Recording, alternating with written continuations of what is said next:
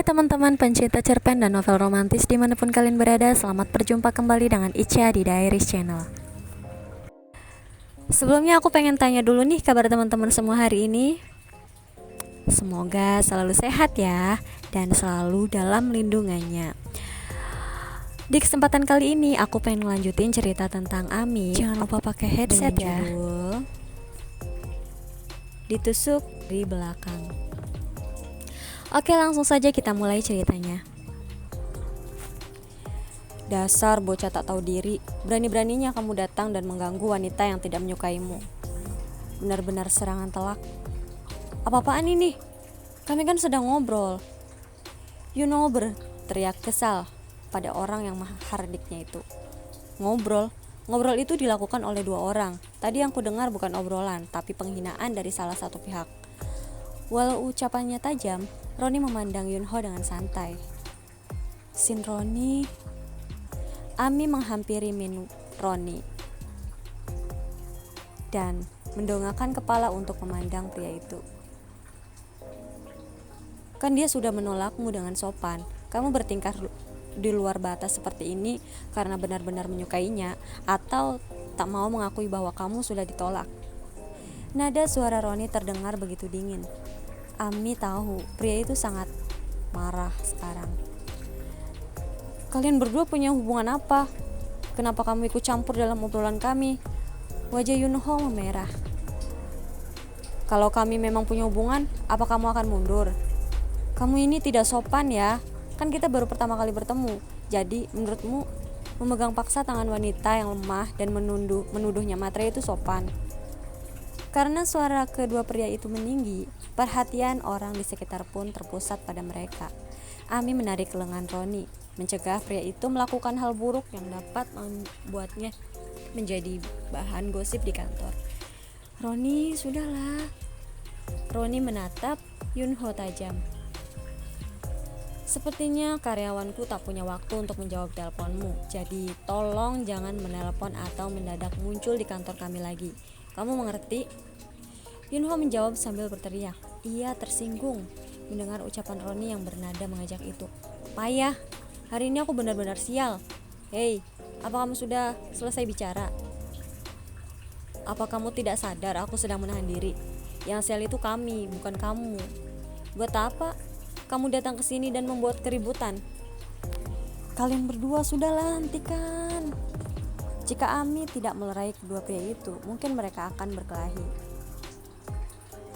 Yunho SSI, tolong pergi dari sini. Jelas-jelas saya sudah menolak Anda. Kalau Anda tidak datang seperti ini, saya merasa terganggu. Kalau Anda datang lagi, saya akan melaporkan Anda ke polisi.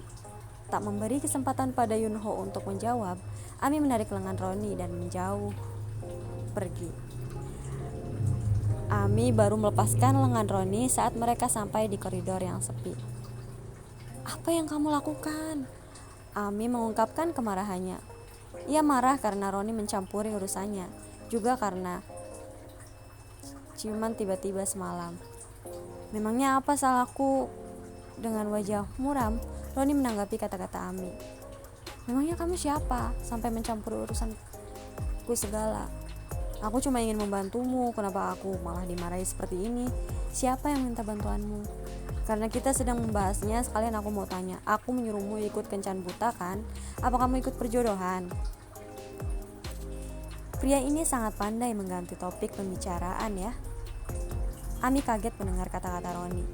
Cih, maksudmu aku akan ikut kencan buta kalau kamu menyuruhku? Lalu, aku juga akan ikut perjodohan kalau kamu bilang begitu, iya kan? Bukan, maksudku bukan begitu. Kencan buta dan perjodohan itu berbeda. Kamu boleh ikut kencan buta kalau sedang iseng, tapi perjodohan hanya dilakukan kalau kamu mau menikah. Yang diucapkan Roni memang benar, tapi entah kenapa Ami merasa kesal. Sin Roni, umurku sudah 27 tahun, tapi aku benar-benar belum sekalipun merasakan bahagianya punya pacar. Lalu aku belum bisa merasakannya karena sejak kecil aku hanya menyukai satu orang yang sama. Ami menatap Roni dengan berani. Kenapa kamu membicarakan hal itu di sini? Setelah aku pikir-pikir, aku memang sedih karena aku belum pernah pacaran. Aku benar-benar sedih. Bukankah sebaiknya aku meninggalkan gelar jombloku sebelum berusia 30 tahun? Atau sebaliknya, aku asal pilih orang saja, lalu kuajak menikah. 27, usia terindah bagi seseorang wanita, jenjang akhir 20-an. Kamu pikir aku mengerti hal-hal seperti ini? Roni mengerutkan kening, lalu mendorong dahi Ami pelan-pelan dengan telunjuknya. Tak peduli pada tanggapan pria itu, Ami terus mengutarakan isi hatinya. Di usia sekarang, aku kesulitan menemukan pria yang tepat. Namun, aku tak mau mendaftar ke biro jodoh. Jadi, aku minta tolong pada ibu untuk mencarikanku jodoh. Kenapa ia harus memberi penekanan pada kata jodoh? Ibu? Maksudmu ibumu? Saat menyebut kata ibu, yang Ami maksud pastilah ibu Roni. Roni merasa dikhianati, ditusuk dari belakang. Siapa lagi yang kupanggil ibu kalau bukan ibumu? Hah? Tersenyum mengejek. Ami menatap Roni dengan ekspresi penuh kemenangan. Setelah tahu aku ikut perjodohan, kamu jadi cemburu ya, meski tak suka padaku. Kamu tak mau melepaskanku untuk pria lain ya.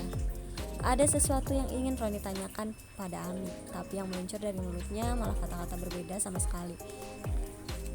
Gong Ami, tingkahmu hari ini sangat kelewatan.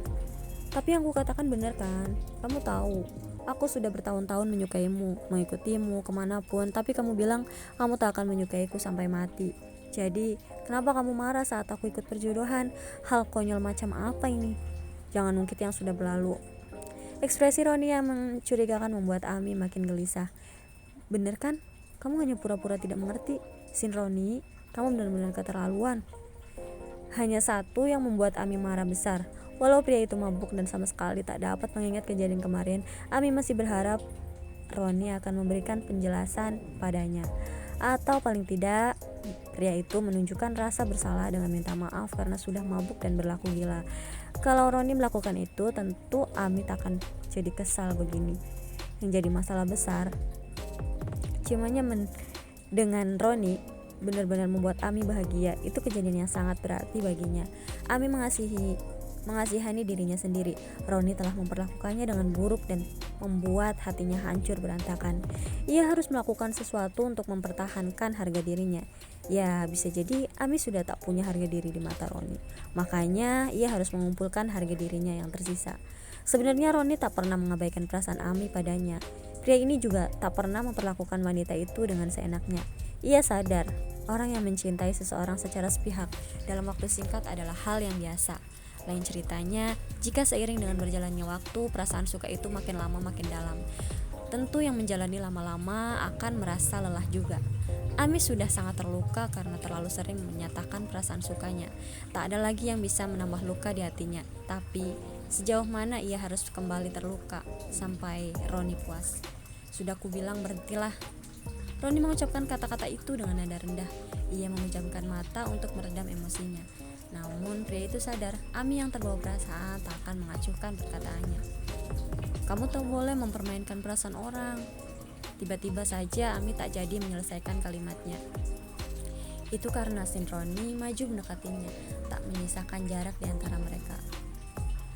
Apa yang kamu mau? Melihat Roni menatapnya kosong tanpa berkata apa-apa, Ami kembali berdebar seperti tadi malam. Debaran jantungnya begitu keras, seolah Ami bisa mendengarnya. Sungguh sensasi yang ajaib. Jangan berdebar terlalu kencang jantung. Ami pasti akan malu karena Roni sampai bisa mendengar suara debar jantungnya. Gong Ami, kenapa? Bibir Roni yang menawan mengucapkan nama wanita itu dengan nada manis dan lembut. Ami tidak nama umum. Ami itu nama umum. Banyak orang lain yang punya nama yang sama dengannya, tapi entah kenapa nama itu jadi terasa istimewa saat pria itu yang mengucapkannya. Bagaimana kalau memang begitu? Apa? Bagaimana kalau aku memang tak mau menyerahkanmu pada pria lain? Kalau ada lubang tikus, Ami ingin segera bersembunyi di sana agar Roni tak bisa mendengar suara jantungnya yang berdebar tanpa rasa malu itu. Setiap Roni bernapas, Ami bisa merasakan udara yang keluar masuk di telinganya. Hatinya jadi bergetar.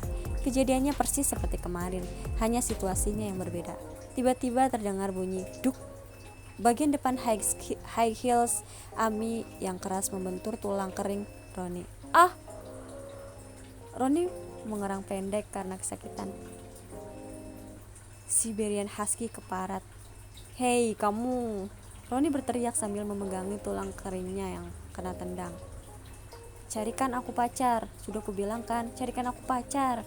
Bisa-bisanya kamu tak mau melepaskanku, padahal selama ini sudah membuatku patah hati. Seenaknya saja kamu. Inilah balasan dendamku, pengecut.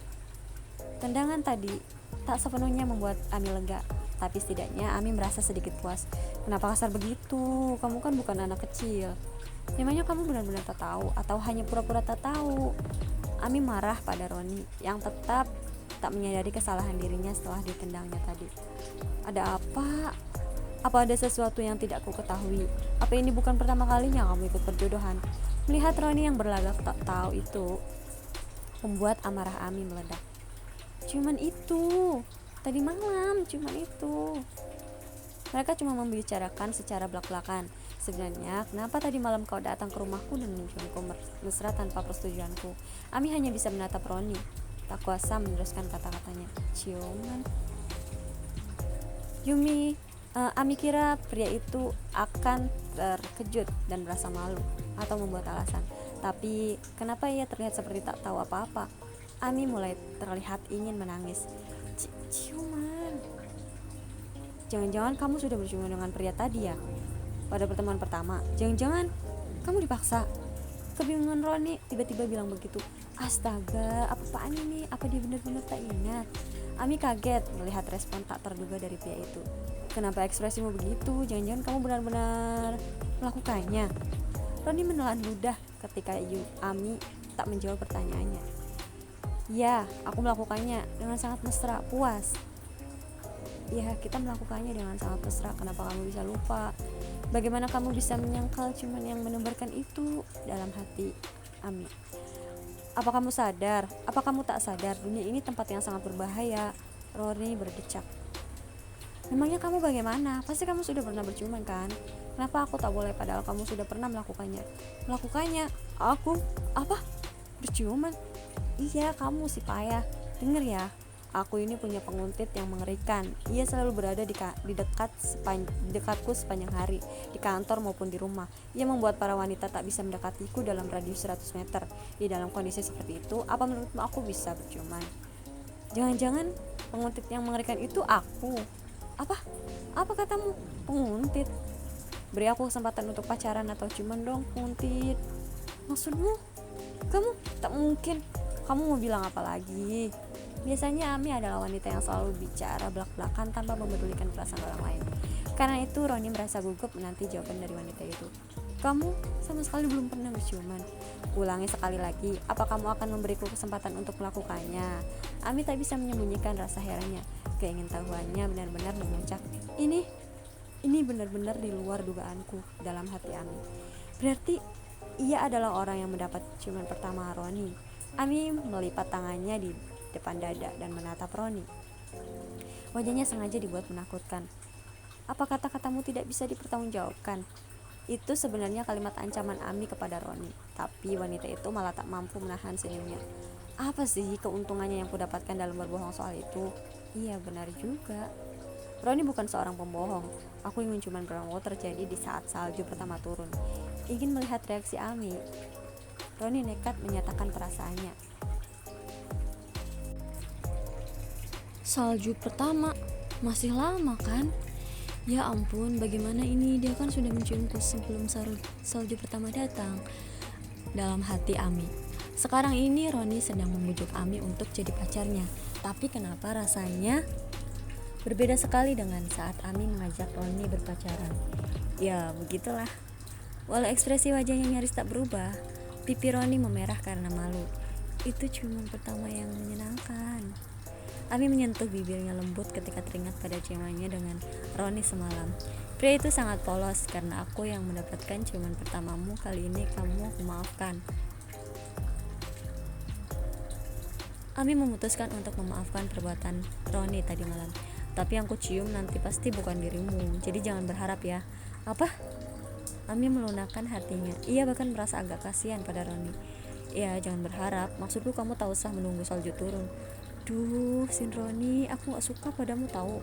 Aku benar-benar membencimu. Mulai saat ini, aku akan menolakmu meski kamu memohon-mohon padaku. Kamu mau jadi pacarku kan? Please. Roni kembali menembak Ami. Tapi wanita itu sudah membuat keputusan. Mau cuman kayak apa kayak aku tak peduli. Seharusnya sudah dari dulu ia mengakhiri perasaan suka pada cinta pertamanya yang bertepuk sebelah tangan itu. Sungguh, saat ini bukan waktu yang tepat untuk mensyukuri ciuman pertamanya dengan pria itu. Ami tak mau jadi seseorang yang menyedihkan karena Roni tak mengingat ciuman mereka. Ami akan pergi dari kehidupan Roni, membiarkan pria itu menikmati hidup tanpa dirinya. Saat ini kelihatannya Ami harus benar-benar melupakan Roni. Sesampainya di rumah, Roni melonggarkan dasinya yang terasa mencekik. Mijin menyambut putranya. Nak, apa yang terjadi di kantor? Kok kamu terlihat tidak senang? Tidak apa-apa. Kali ini Roni tidak lembur, sesuatu yang jarang terjadi, tapi ia malah terlihat lesu dan tak bersemangat. Roni menundukkan kepala memberi salam dalam diam, lalu berbalik menuju kamarnya. Opa dan Kak Ami bertengkar. Minyong, adik perempuan Roni yang sedang duduk di sofa ruang tamu, menyeletuk. Matanya tetap tertuju ke layar TV, seolah-olah ia sedang membicarakan orang lain. Gong Ami, kenapa namanya disebut lagi? Wanita itu benar-benar perusak suasana. Roni mendesah. Apa? Kamu bertengkar dengan Ami? Kenapa? Penuh rasa ingin tahu, Mijin bertanya sambil mengikuti Roni. Bukan hal penting. Maksudku, kenapa kamu bisa bertengkar dengan gadis sebaik Ami? Apa yang kamu katakan padanya? Apa sih? Kan ibu tak tahu kejadiannya. Ibu yang terlihat baik padahal menusuk dari belakang itu membuat Roni kesal. Wajah Mijin menanyakan hal ini karena ia sudah menganggap Ami sebagai putrinya sendiri. Roni juga kesal pada Minyong yang mengangkat topik pembicaraan soal Ami. Memangnya apa yang kulakukan pada Ami? Meski pria itu sering menunjukkan rasa tak suka kalau Mijin membela Ami, sang ibu selalu memberikan reaksi yang sama. Bersikap baiklah pada Ami. Kurasa anak-anak zaman sekarang memang cenderung egois ya. Aku akan senang kalau Ami yang cantik, tegar, dan sopan itu bisa jadi menantuku. Setuju bu. Aku juga mau punya kakak ipar seperti Kak Ami. Kalau begitu ibu adopsi saja Gong Ami. Jadi ibu bisa punya anak perempuan lagi dan Minyong bisa punya kakak perempuan. Kamu bisa dapat uang saku dari kakak barumu itu, Minyong. Respon dingin Roni itu membuat Mijin dan Minyong berhenti berkomentar. Tak mau Roni memperpanjang pembicaraan soal uang saku, dua wanita itu tahu mereka harus diam. Mijin pun mengalihkan topik pembicaraan. Oh iya, bagaimana acara perjodohan Ami kemarin? Kenapa ibu bertanya padaku? Selesai mengatakannya, Roni yang tak bisa mengendalikan emosi pun membanting pintu kamar. Ia ingin mengurung diri di sana. Kelihatannya mereka berdua sedang bertengkar hebat ya. Iya bu, lebih baik kita tidak mengganggunya. Kalau diganggu bisa-bisa bocah galak itu akan kabur dari rumah. Mijin dan Minyong hanya bisa menatap pasrah pintu kamar Roni yang tertutup rapat. Di dalam kamar, Roni sedang berganti baju. Ia merasa ditusuk dari belakang oleh orang yang dipercayainya. Gerak tangannya yang sedang membuka kancing kemeja perlahan melambat. Ibu sendiri yang bilang ingin menjadikannya menantu. Tapi kenapa ibu malah membuat Ami ikut perjodohan? Roni merasa dikhianati karena tindakan Mijin bertolak belakang dengan ucapannya. Ibu, karena perjodohan sialan itu, aku sampai nekat melakukan hal bodoh.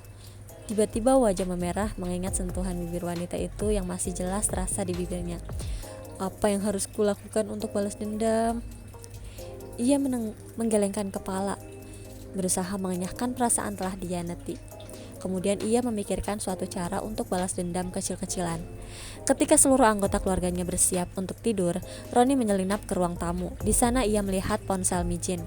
Ia tahu ibunya yang selalu sibuk di pagi hari terbiasa memasang alarm 3-4 kali berturut-turut.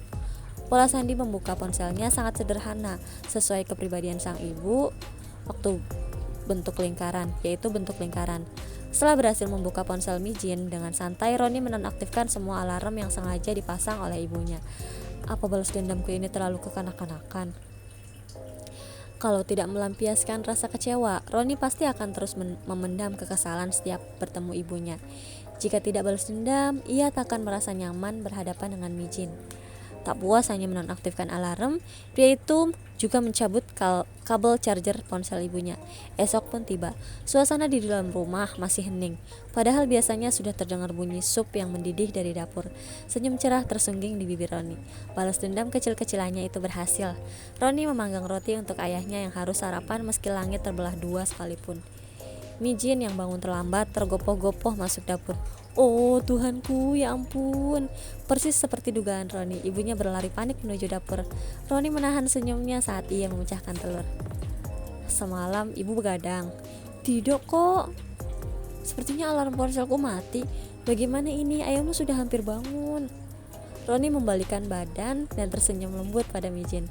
Aku sedang memanggang roti untuknya. Oh, hal seperti ini belum pernah terjadi sebelumnya. Terima kasih anakku. Wajah penuh kesal tergambar di wajah Mijin. Sambil menggigit roti panggang, Roni berlalu dari dapur. Aku sarapan ini saja. Aku berangkat kerja dulu ya. Maaf, aku akan membuatkan hidangan makan malam yang enak untukmu. Jangan pulang larut malam ya. Baik bu. Mijin sama sekali tak menduga bahwa ini semua adalah kelakuan anak laki-lakinya. Roni berhasil melancarkan balas dendam kecilnya dan bisa memasang tampang polos di depan sang ibu. Senyum usil tersengging di bibir Roni. Aduh, perutku. Ami menderita sembelit yang cukup parah. Walau tadi ia sudah lama di kamar mandi, tak ada hasilnya. Kini ia sedang menunggu lampu hijau untuk pejalan kaki menyala. Perjalanan ke kantor kali ini harus dilaluinya sambil menahan sakit perut. Aduh. Dengan wajah kesakitan, Ami buru-buru menyeberang jalan segera setelah lampu hijau untuk pejalan kaki menyala. Tiba-tiba sebuah mobil SUV mewah berhenti di depan Ami dengan bunyi decit tertahan. Bersamaan dengan itu terdengar bunyi dut yang sangat keras.